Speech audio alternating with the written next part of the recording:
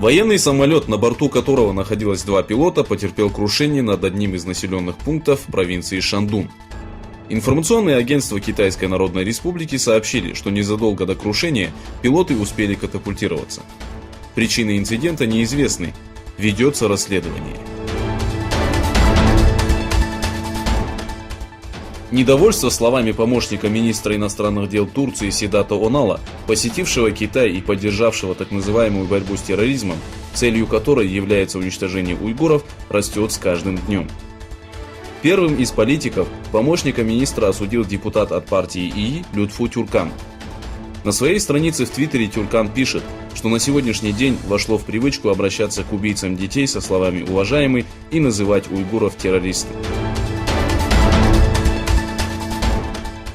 Перед выборами в Европарламент, которые состоятся на следующей неделе, тысячи людей вышли на улицы Германии для того, чтобы выразить свое недовольство возросшим расизмом. Митинги, на которых люди несли плакаты с лозунгами «Единая Европа для всех», прошли в Берлине, Кёльне, Мюнхене, Гамбурге и Штутгарте. По предварительным данным, в митинге приняли участие свыше 20 тысяч человек.